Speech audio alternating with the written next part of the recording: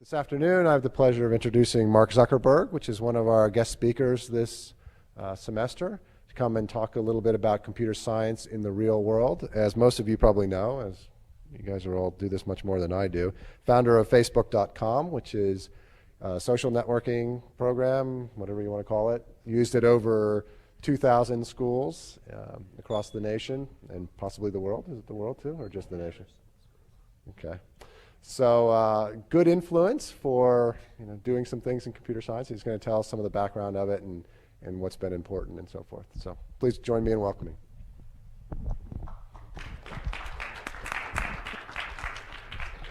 Yo. All right, cool. This is the first time I ever have had to hold one of these things, so I'm just going to attach it really quickly. One second.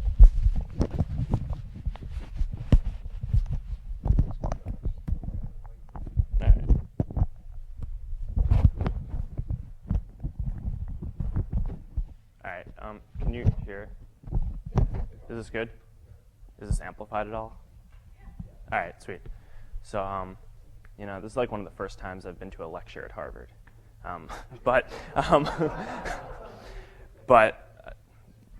So I guess like what's probably going to be most useful for you guys if I just take you through some of the courses that I took at Harvard, where I actually did go to lecture sometimes. I was joking, and sort of like how different decisions that I had to make when I was moving along with Facebook got impacted by different stuff that I was learning in the classes that I was taking. And if all goes according to plan, then maybe some of you guys will come out of this thinking that taking CS or engineering stuff at Harvard is actually sort of useful.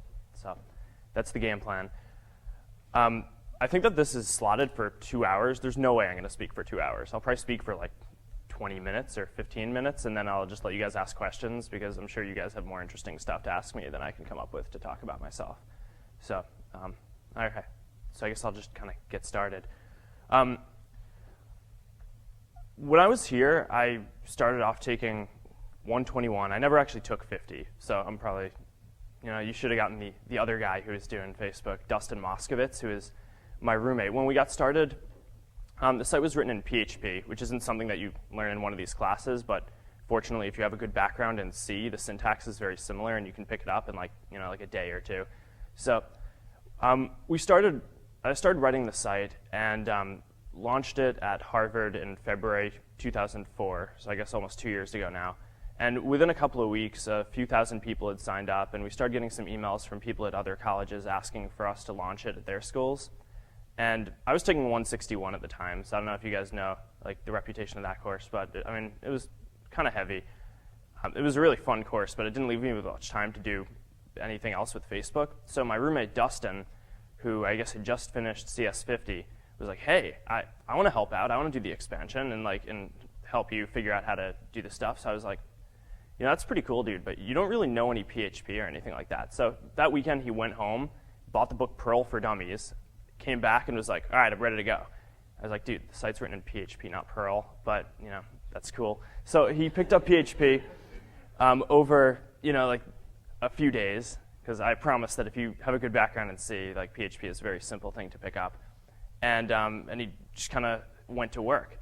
So I mean, the first big decision that we really had to make was in how to kind of expand the architecture to go from the single school type setup that we had when it was just at Harvard to something that supported multiple schools. So I mean, this was a decision that kind of had to be made on a bunch of levels, both like in the product and how we wanted privacy to work. But I think that one really important decision that's helped us scale pretty well is how we decided to distribute the data. So I mean, I don't know how much of like kind of complexity stuff and like big O notation you guys do in this class. Okay. So I mean, one of the most complicated computations that we do on the site is the computation to tell how you're connected to people, right? Because, I mean, if you can imagine that stored as sort of a series of I guess, undirected, it's not weighted, so undirected, unweighted pairs of ID numbers of people in the database, then if you want to figure out who's friends with someone, you have to look at all their friends, right? So that's maybe like 100 or 200 people. But then if you want to figure out like who's a friend of a friend or what the closest connection is there, then you kind of have to look at the 100 or 200 friends of each of those friends. So it becomes, like at each level, there's another factor of n multiplied in, where n is the number of friends that the person that each of your friends has. So you can see that this kind of becomes exponentially difficult to solve for the shortest path between people. So I mean, if you're just looking for a friend of a friend, that's n squared. If you're looking for a friend of a friend of a friend, that's n cubed. And I mean, that's something that traditionally was pretty difficult for a lot of the predecessor sites to Facebook. So, and for example, Friendster had large problems with this because they were trying to compute paths 6 degrees out or like 7 degrees out. And I mean, that's something that when you're doing like n7th, like that just is really, I guess, very hard, and took down their site for a while. So I mean, one of the things that we kind of had in mind when we were figuring out how to do this was how do you distribute the database in such a way that this computation becomes manageable. So what we decided was that everyone on the site does most of their activity at the school that they're kind of based at. So if you're at Harvard, then like most of the people who you're going to be seeing or transacting with on the site are going to be at Harvard. It's actually probably like 90% of the stuff that you do on the site. So we decided to split up the databases and create one instance of a MySQL database for each school on the network. And in doing that, if you notice, the paths that we compute are only within the school. So instead of, say, like now we're at 6 million users, and instead of having to do n cubed over some portion of 6 million, it's just n cubed over 10,000, which is a much more manageable, I guess, type of computation. So that was sort of the first big architectural decision that we had to make that contributed to us not dying a few months later. And I don't know, it was probably like a pretty important one. So I mean, when we first set up the site, we had just one computer that we were running. It wasn't in our dorm room, we were renting it. I kind of learned my lesson for trying to run a computer, run a site out of my dorm room a few months earlier, and Harvard almost tried to kick me out.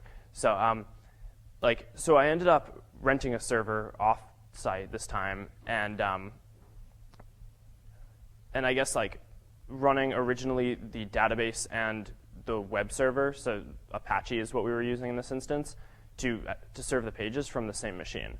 And because we distributed the databases in the way that we did, we were able to, as time went on, just add more machines linearly and sort of just grow the site without having any kind of exponential expansion on the amount of machinery that we had. But after we hit, say, about 30 or 50 schools, we started realizing that we could start getting more performance out of MySQL or Apache. And that some of the way that stuff was set up just wasn't as optimal as it could be. So I mean, for example, when you have MySQL machines and Apache machines on the same, or MySQL and Apache running on the same server, then if something happens to that server, then not only does the database for that school or the schools on that server just stop kind of responding in a way that is that will get you anything useful, but you can't even load any web pages, so you get page not found. And that kind of sucks. But another issue is that the variance and the use from school to school is also not going to be perfect. So I mean, some schools are always going to be kind of have heavier use. I mean, we have schools now like Penn State that have 50,000 users, and then the majority of the schools, I think, still have less than 2,000 users, just because there's a lot of small schools and a lot of schools that don't have complete ubiquity.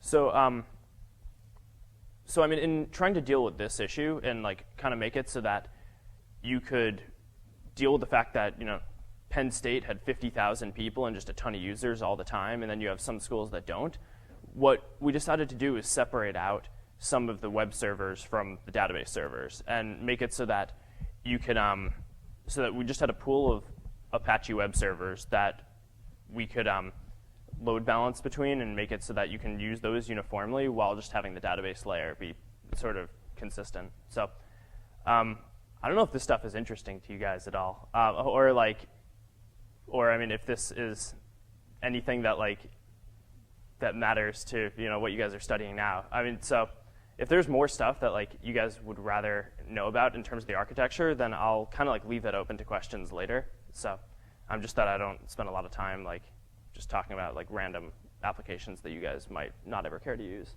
But let me try to find some interesting examples.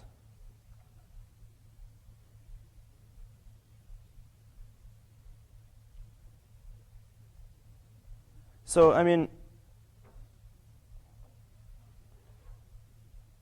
so I guess one of the things that was pretty interesting was just sort of trying to, like, when we got to a point in terms of traffic where we started maxing out the performance of some of these open source applications that are generally pretty performant. So, for example, MySQL is a really good open source database. Right? And I don't know if any of you guys sort of in your own time mess around and like make anything with MySQL or have used it in any way.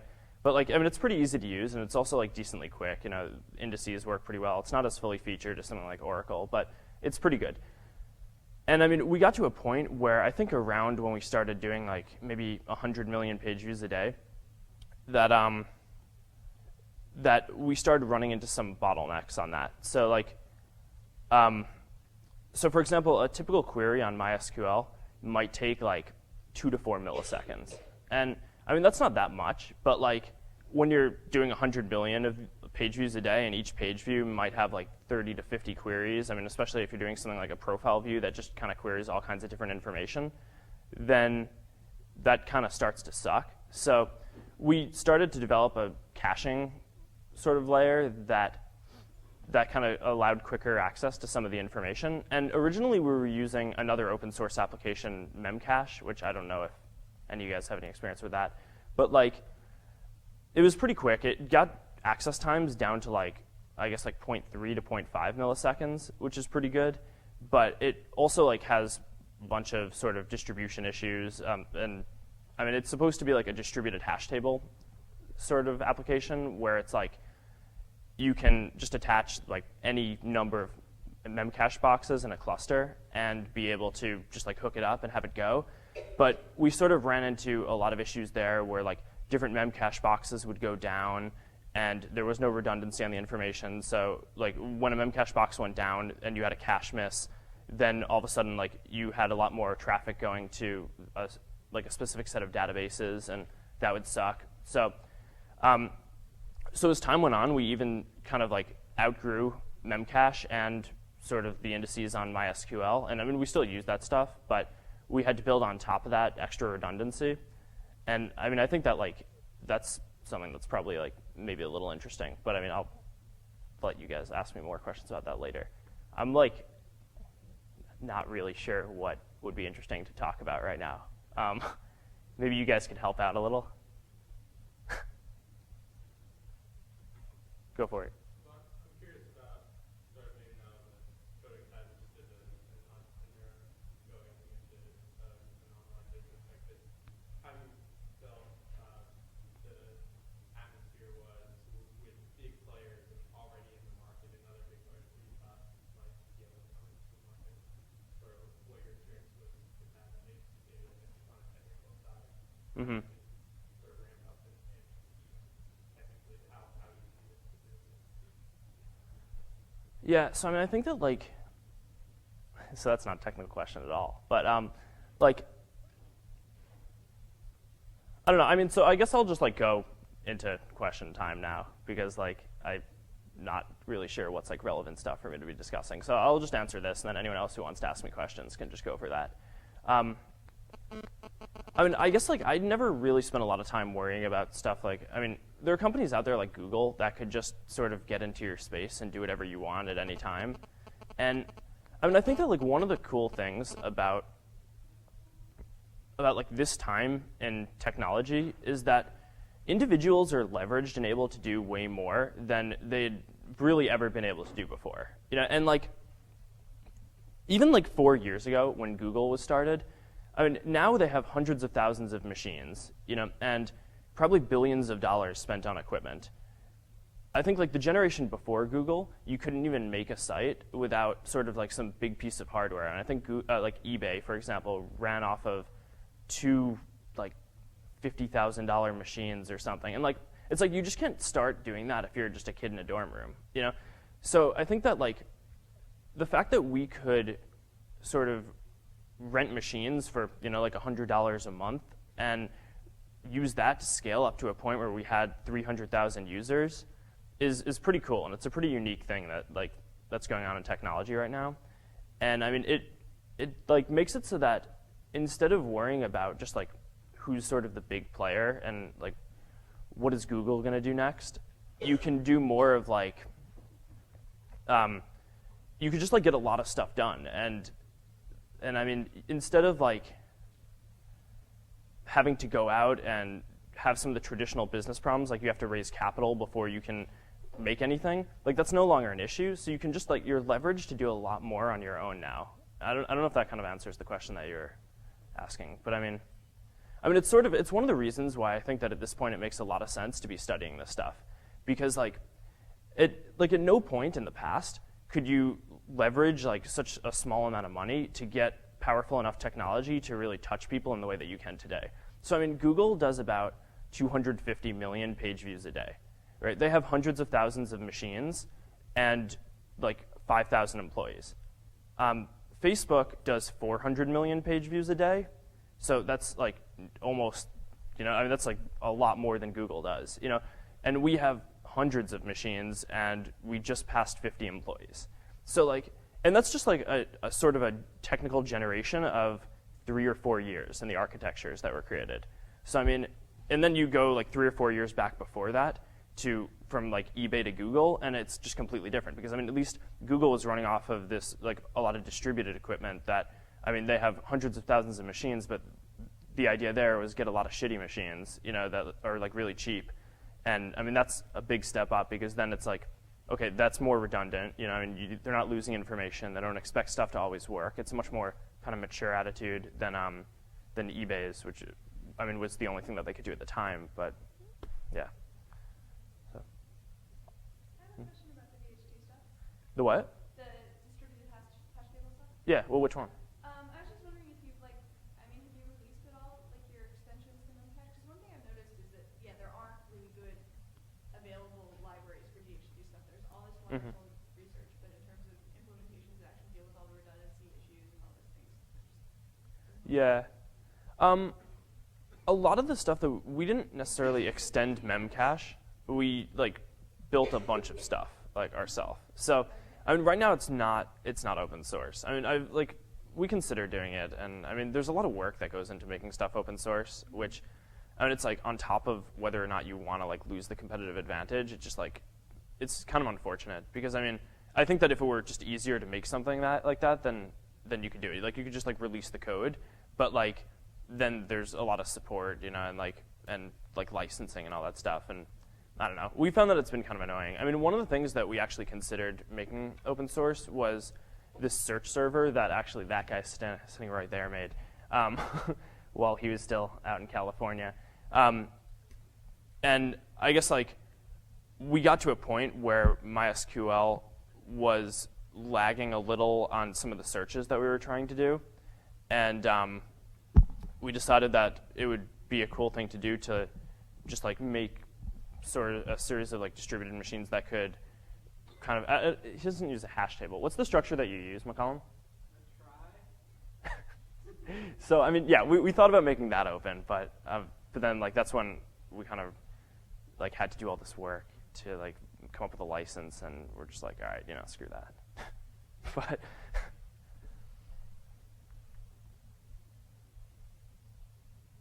yo. What do you spend most of your work time doing these days? Hiring people. I guess like as you grow, like the most important thing is to have smart people, right? I mean, like, and if you think about how, like the technical leverage stuff that I was just talking about and answering that guy's question, like as technology becomes sort of more generic and less expensive, the leverage point becomes more in the people. So I mean, if you kind of think about this from a perspective of like a person to people time spent, or like user time spent, or page view analysis, it's like because of technology now, like people are much more leveraged to kind of do and to do more things and just be more important in the equation. So because of that, it's like really important to get the most intelligent people. And also, I mean, it's like when you're a small company, then you can be really nimble and get a lot of stuff done, and there's relatively little bureaucracy. So if you have smart people who can take advantage of that to build cool things, then that's awesome. Yeah. I mean, I guess besides that, I don't know, designing new things. There's not much corporate bureaucracy yet, so I don't have to waste that much time on that.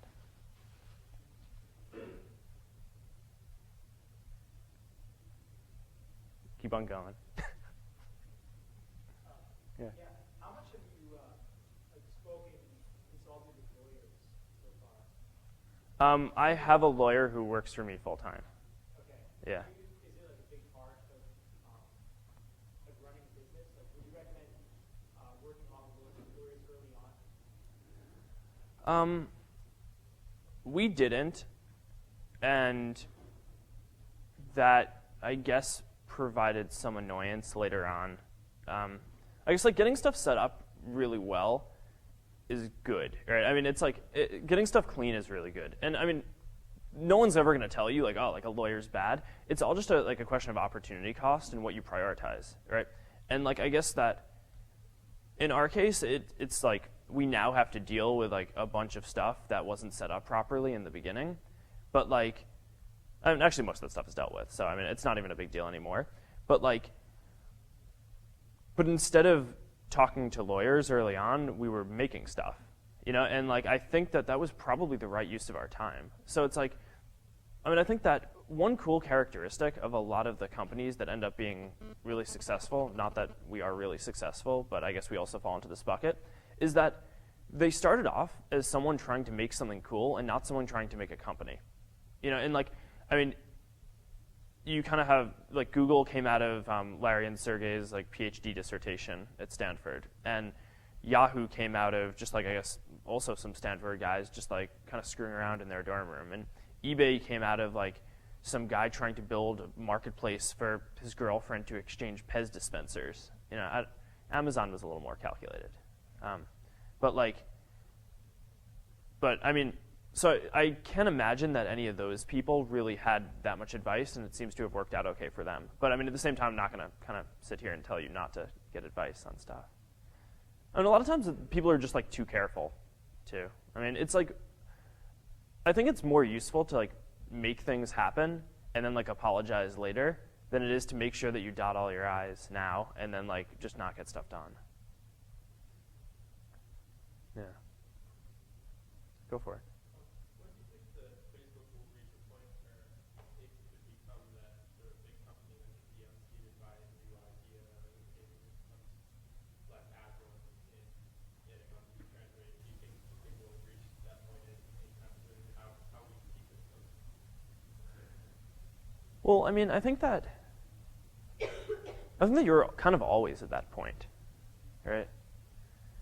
I mean, most companies are started on like a couple of ideas, and those are like a few things that they do well, right? So I mean, Yahoo's was like, we're going to organize all this information in the world like by directory, right? And that was like what they started off doing, and then they kind of diversified out as time went on and built more stuff, and like a lot of that stuff is like the core of their business now. I mean, it's like they didn't originally do search, you know, and now directory just like doesn't exist. You know, it sucks. You know, there's like no utility for it.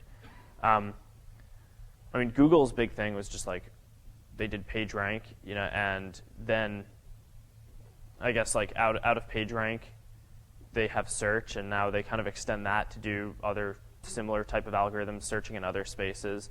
But I mean, you can kind of tell how like all the other stuff that they're doing is sort of tangential, and it's like they're trying really hard to like make PageRank and other types of algorithms that are very similar to that like work in their spaces, and it's just like not as elegant or pure of an idea as the original one was. So in Facebook, for example, when it just got started, like what I thought was the most interesting thing was just to be able to type in someone's name and find out information about them. I mean, there was like hardly any of the stuff that was there now. There's no groups. There was no messages even. There was poking. Yeah, so I mean, so it's like you kind of get started on like some kind of core idea, and that's like, and generally like the company will do well because I guess like the people who are starting off working on that core idea kind of understand that single core idea in some sort of unique way, but that doesn't imply that they have any better understanding of anything else than anyone else. Yeah. So that's why kind of surrounding yourself with a lot of smart people is really important. What was the very sort of model and sort of inspiration for the new sort of photo features now that you have on Facebook?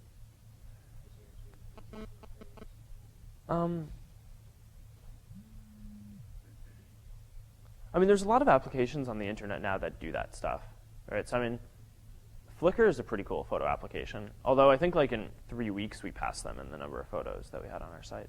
But like, I mean, I think that the coolest thing about photos is that you can tag them and like in the way that makes them link to people's profiles. And I think that that's something that you can really only do if you have the context of like everyone around you on the site. You know, it's like that kind of requires a ubiquity of usage. So I don't know if any of the other guys would have done that if they had that kind of use, but they didn't. Yeah. I don't know. Don't any of you guys have any CS questions? I'm curious, how do you decide as you're moving forward with the company to pursue a technology or not to pursue a technology?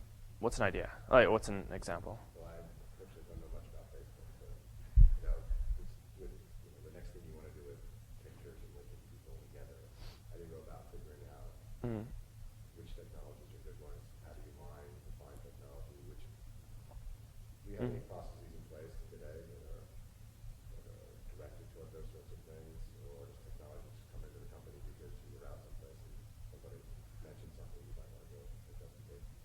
So like, I think that our process for filtering what technologies to use are like, trust the smart people, right? So it's like, so we definitely have some people at the company who are just like really smart, you know, and I think that most of the people at the company are generally pretty smart, but like, I mean, there are a few guys in particular, I'm not one of them, who just like, who I think that when they say that like something is generally like a good practice to go at it, then it's relatively like, then they can get support for that pretty easily. And like, and I think that a lot of the engineers sort of like build a consensus around that.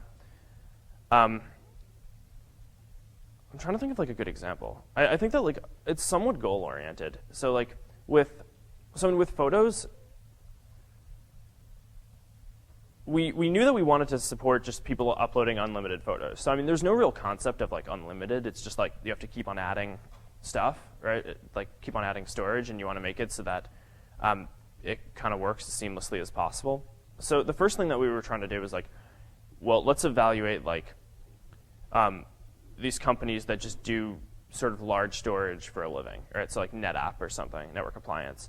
So we talked to them for a while, and then we're like, all right, well, we don't really want to go with like this like single big box approach. We want to go with like having just a series of distributed smaller boxes with a lot of hard drive and a lot of RAM. And so I think that the architecture that we first built was one where we had a bunch of those machines with relatively slow but very stable disk behind a layer of caching boxes with like a ton of RAM that could hold most of the thumbnails and the most frequently accessed images in, like, I guess in RAM at any time. And then like right before we launched, it occurred to us that we were going to have like some issues with this, and the issues that we were going to have were going to be network issues, not like hardware issues. So like, for example, if you take a photo album of 30 photos and each of your photos is 3 megabytes, then you have to upload 90 megabytes to Facebook. And that kind of sucks, right? I mean, it sucks both like because people tend to have like not optimal connections, and because like our router, like I guess most routers are set up to only be able to handle a gigabit at a time. So and routers are kind of expensive. They are big pieces of equipment. I don't think that there is a distributed version of that yet. But like, so we couldn't, in the time frame that we wanted to launch it, just like get a new router and get it set up. So like, so what we ended up doing was building a Java applet and an ActiveX control that like coupled the choosing of the photos that people wanted to upload with compression on the client side to make it smaller. and then like that way people can just like upload their photos relatively quickly, and then they're like, we also save CPU on our side because we don't have to like do the compression on our side, although that wasn't that huge of a bottleneck. So that worked, and then we got it to a point where we were having uploads at a rate of like 100 a second, and like people were using the feature like way more than we thought we were going to. And even though we had this like caching tier set up, it just like still wasn't fast enough. And I'm sure you guys remember this. Like a few weeks ago, the site was not having a good time. And like, so what we ended up doing at that point was kind of using edge caching, so like Akamai type of stuff, to like make these photos, which are static content, just be closer to people. So that way we can sort of offload some of the equipment and the sort of like having to transfer these still like somewhat large files to people.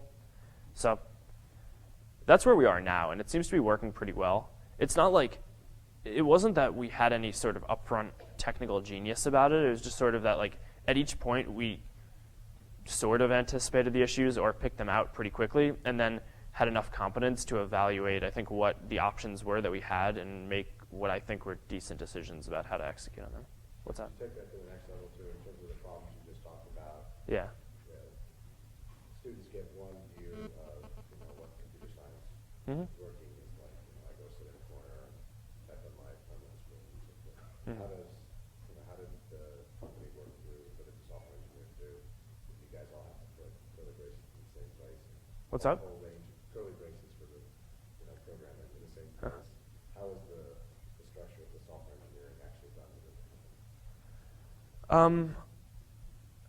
So the way that, I guess like the methodology that we have is that I want it to be like as sort of like as much of a meritocracy as possible, where the people who can come up with the coolest solutions and implement them the quickest and have like the fewest bugs sort of get to work on like the stuff that they think is the most interesting and go off and like have the most influence in the company. So we're also onboarding a lot of people because we're hiring relatively quickly. And in doing so, we sort of we pair up like new people who are coming in with some like the better people who are sort of at like the top of the chain. And then we have them sort of like work with those people when they first come in to learn the stuff that they're working on, so that the new guys, like the incoming class, can sort of like learn what like some of the people who are currently at the company are working on. And I think in doing that, they pick up the style and sort of the methods that we use for doing stuff. But I think that like, I don't know, I mean, it changes pretty quickly. I think one difference between sort of the way stuff works in a company and the way stuff works in school is that this is a very iterative process, right? And like, I mean, it's nice when you get stuff right the first time, but like, we don't need to. And I think that a lot of companies go through phases where they just like, or stages where they don't get stuff right the first time. Like Microsoft, I mean, I don't know when the last time was that they had a good product before version 4, but like by the time they get to version 4, it's like always good, for the most part. So, and I think that like works out pretty well for them. And I mean, Google always like releases their stuff in beta. So we sort of like, I guess, we try to have multiple people work on the same thing so everyone can learn from each other, and like to kind of pick off some of the mistakes that might be made that we can, I guess, like reduce pretty quickly. But like, I guess in general, the idea is that it doesn't have to be perfect the first time around, and as long as you get the architecture as right as possible, then a lot of the other implementation stuff isn't going to be as big of a deal, and you can sort of work that out at any time. I don't know if that's sort of answering the question that you asked. But yeah.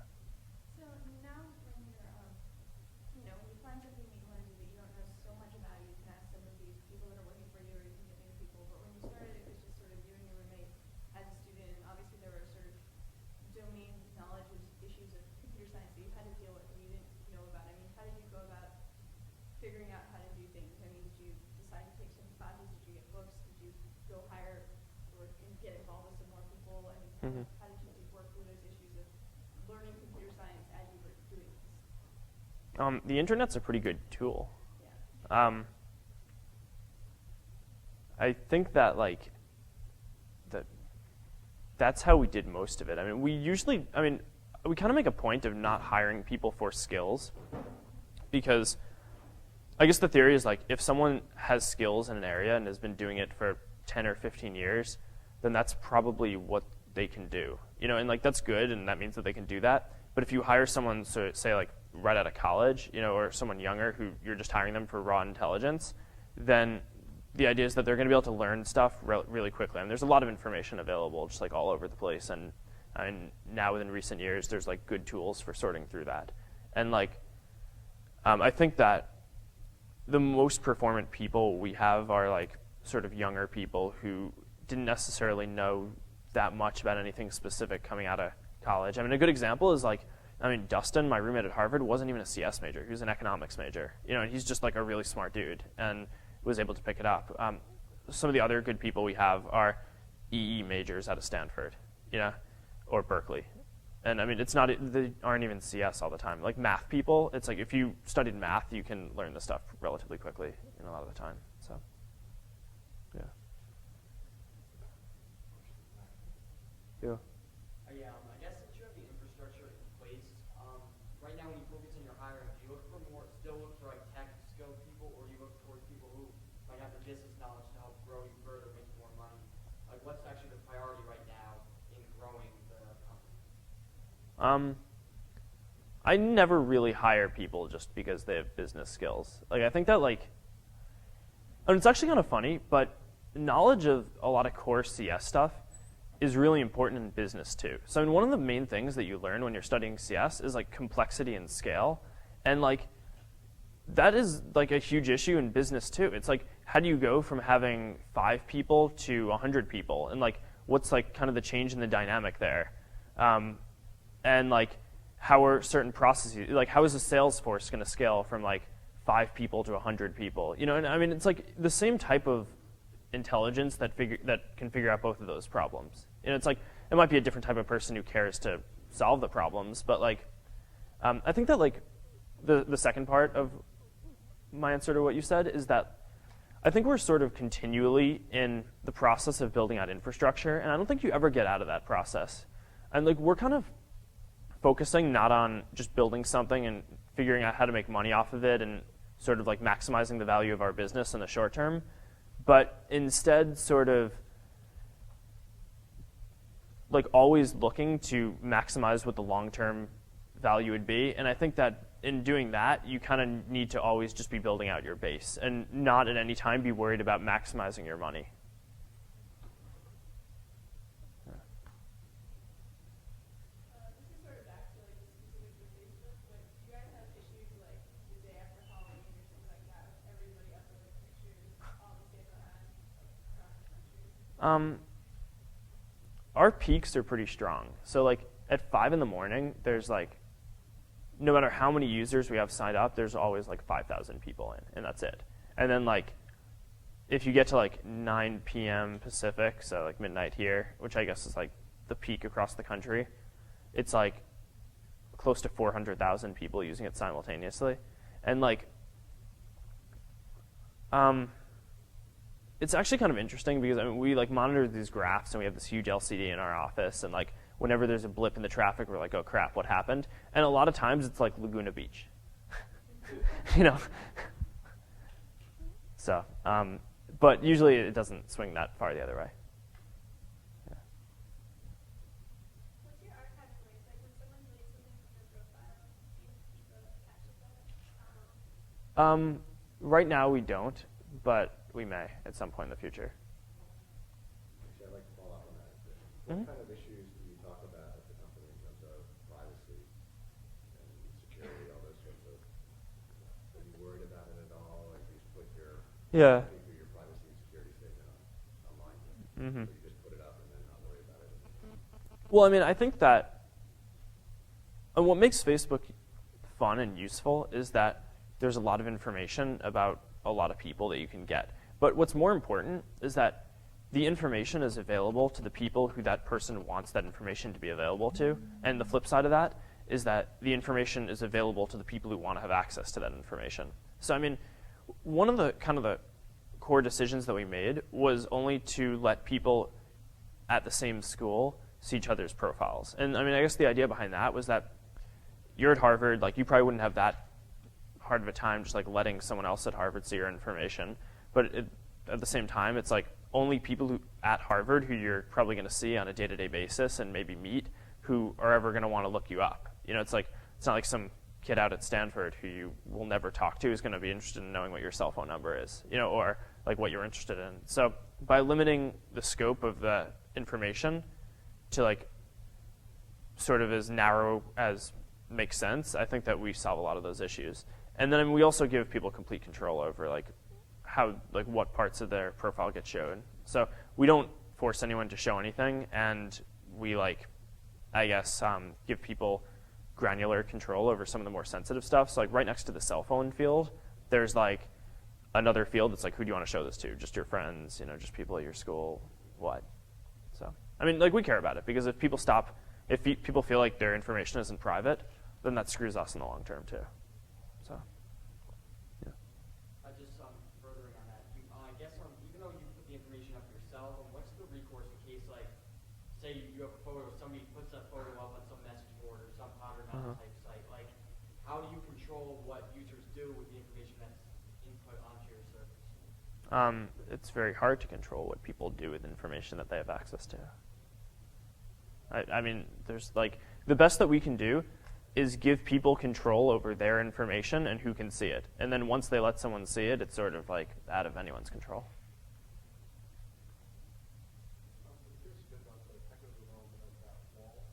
Mm-hmm. Yeah.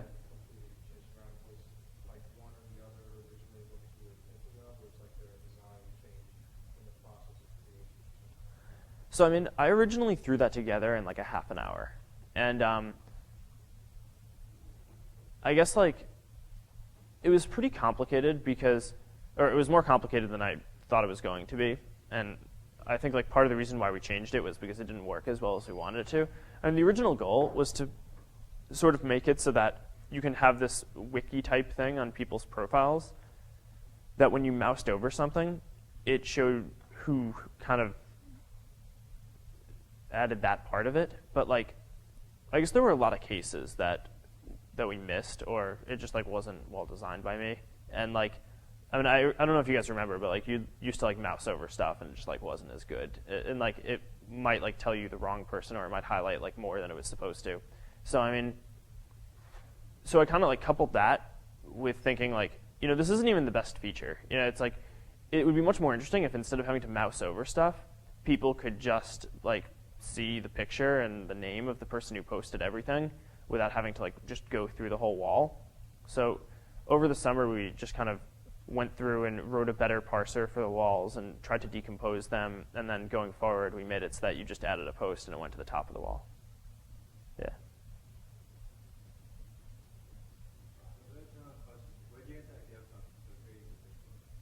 I just wanted to make something where people could type in someone's name and get some information about a person. Thought that would be cool.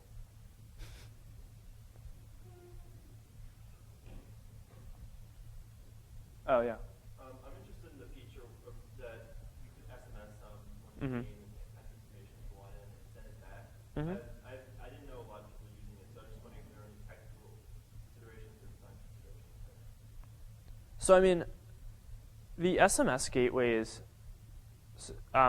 also have like an email counterpart. So it's like if your phone number is like X, then and you have Singular as your provider, then like you could email x@singular.com or some variant of that, and the text message would go to your phone. And that's a free gateway. So I mean, you know how like when you text message people, a lot of times like depending on what your cell phone plan is, it'll cost you money. If you do it through email, it actually doesn't cost any money. So that's how we chose to do it. We were doing a high volume of them, and we decided that it would just be like a better thing for us to do to actually like kind of do it the legit way and send a text message directly to the cell phone as opposed to going through the email gateways. So we're kind of in the process of getting that set up now.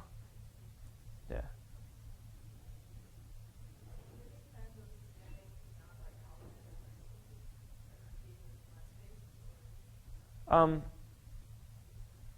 I mean, I think that we're like always looking for more stuff to do. I don't think that we're competing with MySpace, and I think it's kind of a different type of application. Yeah. I was curious, is there a particular reason why on a person's profile their school email comes up as an image? Is that, and not as text that can be copied and pasted? Is that just? So I mean, I did that so that people couldn't go through and scrape the pages. And we have a lot of stuff that we put in place to make sure that people don't aggregate information off of Facebook. And you obviously, like, you can't see profiles of people at other schools, but also if you try to view a lot of profiles, it like picks up that you're just viewing an abnormal number of profiles.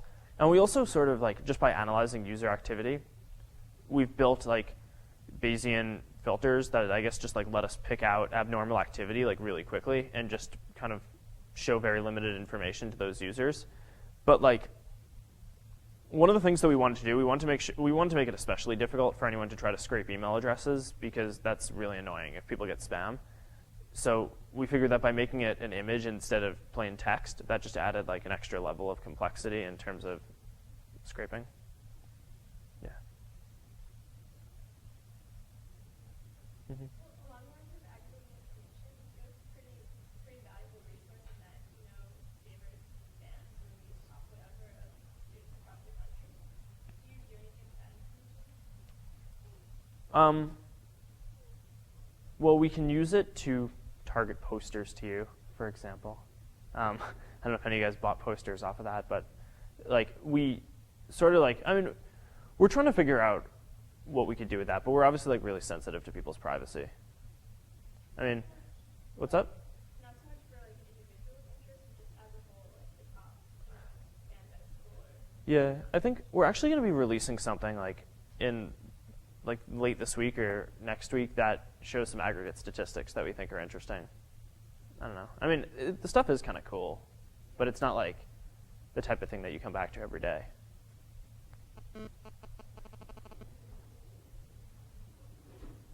No CS questions? Any other questions for Mark?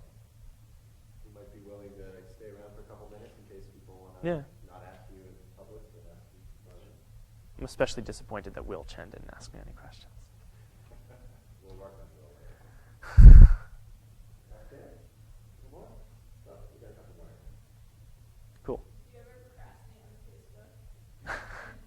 Everyone else in the room. What's up? Do you ever procrastinate on the Facebook? Of course. Procrastination to I mean, I think that there's value to like to what people do on the site, but I mean, I just know that probably many of us are guilty of the hours of non. Never in CS50 that way. Yeah, of course. I don't know if you say this to people, but like, what kinds of features can we expect in the future? Anything you guys work on? Well, I can tell you what we're going to do in the next 2 weeks. So I mean, there's the thing that I just kind of mentioned before, where we're aggregating a bunch of stats and just kind of show like what's hot and like what's changing, and also just like surprising statistics that we found. So like 2% of people at Harvard are libertarian, for example, or something like that. I think that another thing that we're going to launch hopefully sometime either late this week or next week is something that allows people to clarify their relationships with other people.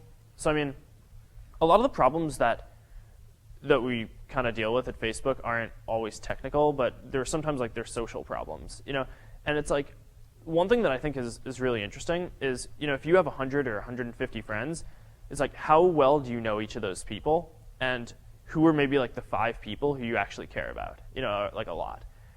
And that's not something that you can really answer right now because the connections are binary. It's either like you are connected or you're not. So I've been trying to think for a while about like how we could design something that would make it so that people could express how close they were to people in sort of an unbiased way. So I mean, you can imagine like if you made a feature that was just like rate your friendship on a scale of 1 to 10, that would not work, right? Because like first of all, like no one would want to do that because that's like you're like insulting someone if you're like you're a 3, But like it's also like kind of boring, and so no one would want to do it because of that. And like it would just be skewed by social pressure in the same way that friends are. That like some people have a different sense of what a friend is to them than like another person would. You know, so it's like if someone has 30 friends and another person has 150 friends, it's like, does that person actually have more friends in real life? Like maybe or maybe not, and maybe the person with 30 just has a higher threshold for making someone a friend on Facebook. So I mean, I guess like the solution that we kind of came up with for this was to like kind of judge relationships based on bidirectional factual statements. So for example, I took CS50 with this person, or I lived in a house with this person. And like there's just kind of a bunch of different ways to do stuff like that. But I mean, I figured that would probably be a little more accurate because like it's like no one's gonna, like there's no pressure to lie about something like that. It's not like, what are you talking about? I didn't take CS50 with you. You know, but like if someone aggregates like a lot of different connections, then that kind of means something. So I mean, you take someone like Dustin, who's my roommate here, and it's like, okay, well, we lived together in Kirkland House, then we worked on Facebook, then we like moved out to Palo Alto, and now like we're still working on Facebook. Then like maybe that's like enough connections to say like, okay, well, this person like clearly has a lot to do with this person, you know. Whereas if like the only category that you know someone through is like this person's my Facebook friend, then that also means something, you know. So I don't know. We'll see how it works. Nothing's for sure. What's up? Do you actually, in front of people, like, typing in information, or do you want to hold them that communicated once and set it apart? Like, what's the... It's a combination. So I mean, I think that like another thing that's pretty important for each of these events is the date at which they occur. So it's like, I mean, if you had, for example, like a date on each person's friendship with each person, then that would give you a more accurate representation of like what that meant, right? Because right now you don't know what friend means to each of the people on the network. And because you don't know when that friendship was formed, you don't know like what has changed in their relationship since that friendship was formed. But I mean, even if the friendship means very little to someone, if you know that like that happened yesterday, that they became friends, then you still like know that there's some strength, or it's like a certainty thing. You know, it's like there's like a lower certainty that their relationship has diverged since that point if the date at which the action occurred was sooner. So, more recent.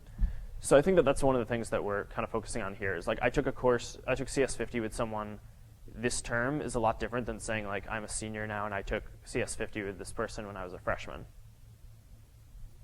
And I mean, a lot of these like the analysis of how like people look at this and see the relationships isn't necessarily like Facebook isn't going to rate the relationship. It's sort of people have an implicit understanding of what the difference is between having taken CS50 with someone this term and having taken CS50 with them 3 years ago. So, I mean, I think that that'll kind of help out. Yeah. What's up? When you get a new idea and you think it's pretty cool, how weary are you to tell people about it? Not too. Because I think that a lot of the stuff, we sort of have a very unique platform for building it. Like, I don't think that there's any other company or like group of people in the world who could develop this right now, right? I mean, even Google, with their like 5,000 engineers, is not in a place to like make an application that sort of characterizes people's relationships like this. And it's like the same thing with the photo tagging. It's like we could do that because I mean, photo tagging only works if everyone around you is on the site, right? Because I mean, otherwise you're going to get a type of use where it's like you go and you upload a photo and you go to tag a bunch of people and they're not there, and that sucks, right? So like even if 50% of the people at Harvard were on Facebook, then the tagging and the way that we set it up would still suck. So like it only works because 97% of the people at Harvard are on Facebook or whatever. So like because of that, it's like not that big of a concern. You know? Yeah. It's sort of a software engineering sort of dynamically something sort of way. I mean, when somebody has like one of these ideas, like let's aggregate this wide statistic and tell people, or I have a way to measure this, that, and the other about these people, or mark up this thing on people's profiles. I mean, how do they go about getting the sort of the go ahead from everyone else in the company to like spend some of their time technically working on that, or get other people to work on it with them and stuff like that? I think that a lot of people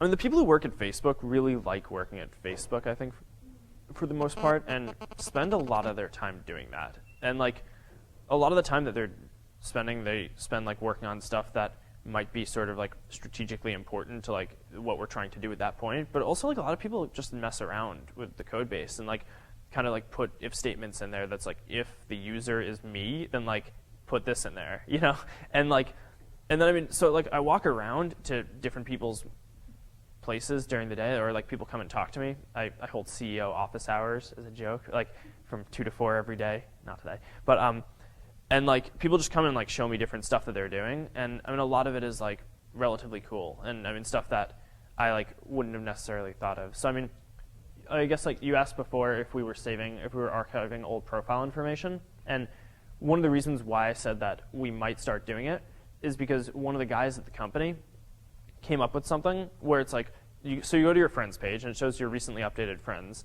and then you click on that and it shows their new profile, but there's no indication of what changed. So one of the guys made something that keeps an old version of his profile and then makes it so that when you go to his profile, when he updates it, it highlights in yellow the parts of it that were changed. And I think that that's pretty cool. And it's not a huge project. It actually kind of is if we have to start storing everyone's information. But it's somewhat cool. It's not the type of thing that that you necessarily are bound to come up with. But I definitely think it's a pretty big improvement over what we have now. It's just now it's really hard to go to someone's profile and tell it changed. So, and that's just the most recent example that I have.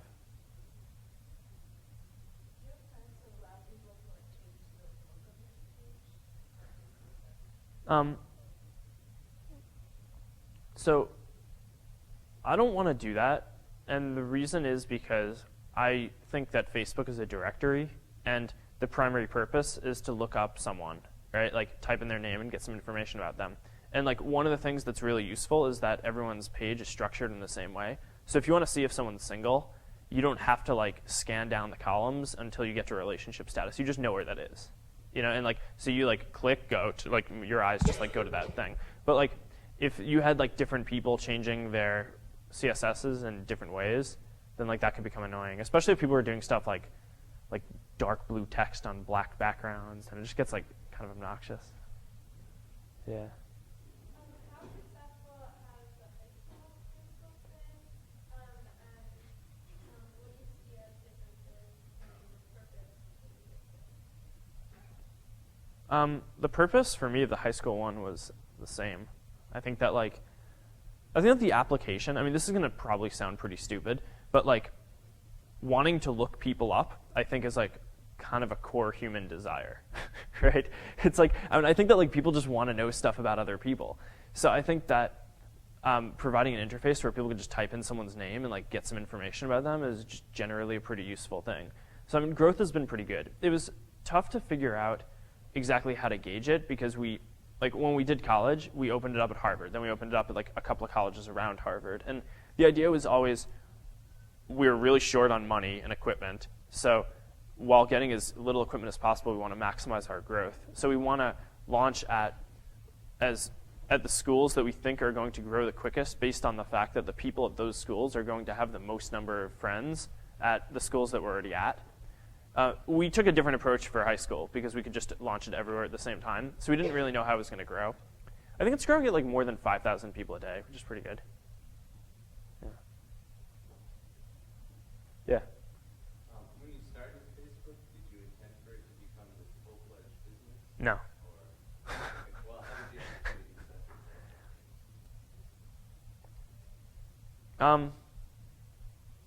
that? I remember thinking that it would be cool if you could have a directory of everyone.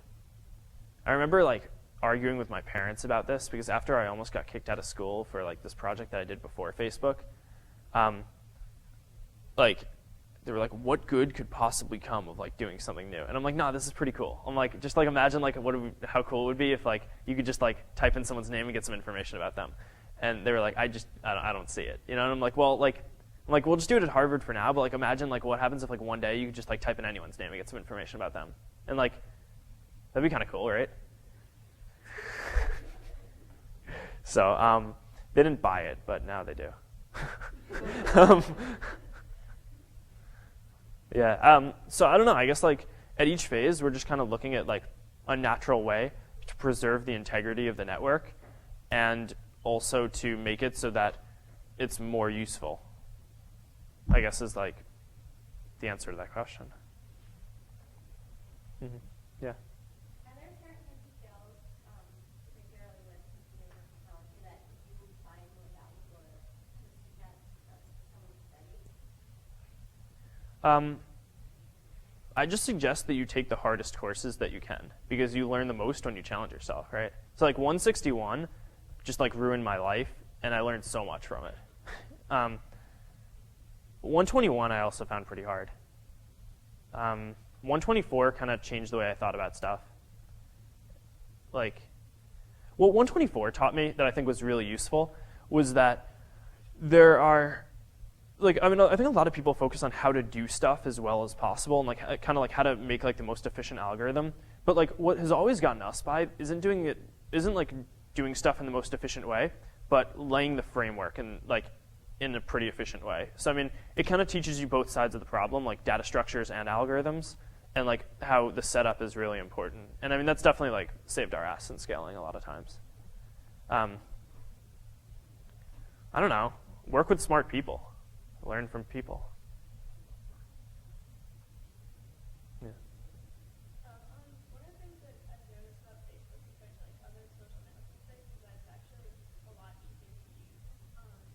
Do you have, I mean, if you just have people like your employees just coding whatever features they think are cool, do you have separate like usability people to make sure it all works well together? People can make whatever they want, but that doesn't mean that they can put it on the site. So I mean, like, I think that like before stuff goes on the site, a lot of people see it, and like, I mean, I definitely like check off on it before it can go live. But I mean, I think that people have a lot of creativity to do cool stuff, and a lot of the times, like, it's like someone can come up with a cool idea, but like that doesn't mean it's the final way that it would happen. You know, so for example, people putting like highlighting in yellow like what the changes are in their profile. I think that just the concept of highlighting stuff that has changed is really good, but the interface that guy used for it isn't what I think is the best one, and the way that he's storing the old profile information isn't optimal either, and I mean, that kind of is cool because he was just doing it for himself, but I mean, if we were ever going to make something live out of that, which I mean, I want to, we'd do it in a different way. So, and it's more just like a mock-up. So like the ideas come from like the ground up and then it kind of top-down design. I mean, it goes both ways, and like I'm not completely unopinionated.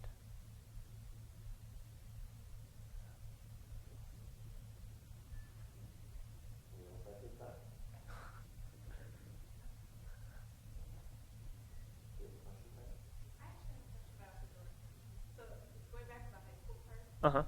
back to the security and privacy, it's a different platform. Yeah. So college students are over 18 and allowed to post whatever pictures they want, and they're not really incriminating themselves except possibly for drugs and alcohol usage. I've seen pictures on Facebook or my younger cousin drinking and stuff like that. But when you go to the high school kids, they're 15, 16, and younger. And I mean, are you guys just saying to the internet, and if they want to incriminate themselves and things like that, is that okay? Or do you guys filter the pictures that high school students put up and the information they write? Or do you just consider it a law?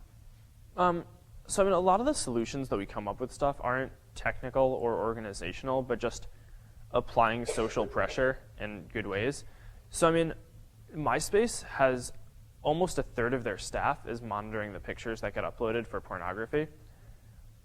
We hardly ever have any pornography uploaded. And like, I think that a lot of the reason is that people use their real names on Facebook, you know, and your real email address, you know, for school. And like, if you have that, then you're not going to upload pornography, you know? And I think that like, that's a really simple social solution to a possibly complex technical issue, you know? So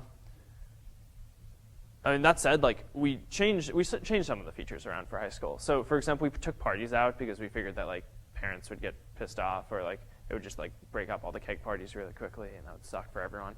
I don't know. We de-emphasized contact information in high school. Yeah. Well, why don't we end here? If you have other questions, feel free to come down and talk with us. Thank you very much. Yeah.